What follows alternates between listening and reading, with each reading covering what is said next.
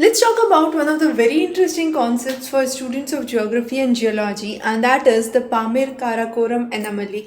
So far, we have seen that with climate change, mountain ranges like Himalayas, Alps, Andes are actually facing a glacier retreat. As a result, there is GLOF, that is the Glacier Lake Outburst Flood.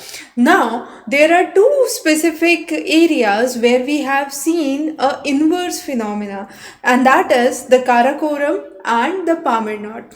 Now, both of these areas, as you can see here, are the areas which have seen a positive annual mass balance in comparison to Himalayas, Alps, and Andes, which have been retreating at a very fast pace. Now, why does this happen? There is no magic behind it, it's a simple physics phenomena. One is the western disturbances. So the winter snow actually replenish the ice, and this offsets whatever melting took place during the summer season. The second important reason here is the steep slopes of the areas. Now, because of the steep slopes, there is a constant ice accumulation and it is safeguarded by the solar radiations, and as a result, the accumulation of ice continues.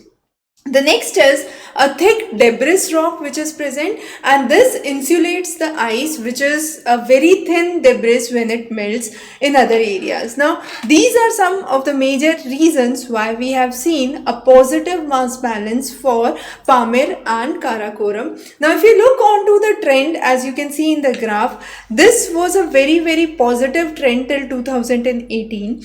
However, post 2018, we have seen a slight decline in the mass balance, and we have seen that this anomaly has been weakening. However, in contrast to that, this dotted line depicts the mass loss by the major mountain ranges like Himalayas, Alps, Andes, and so on. However, the negative mass balance that we have seen, which is below zero, is for the first time in the region and is questioning the stability.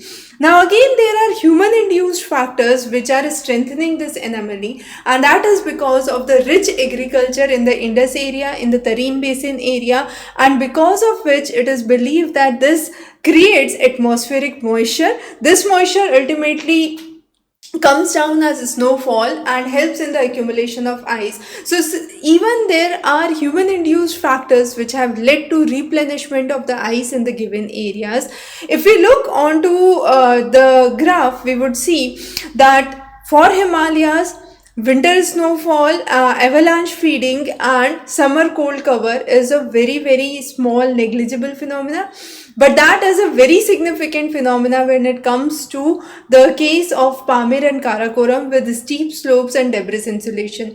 Now again, once the glaciers are stable, they can feed the river, and once the river is being fed, there is a reliable water that comes to the source, creating support for agriculture and hydropower projects, specifically in the areas of Balochistan. Then you have the Ladakh area, the areas of Tamir Basin. So these are some of the important things that you must be very familiar with. Pamir and Karakoram anomaly is a very important topic for your upcoming examinations.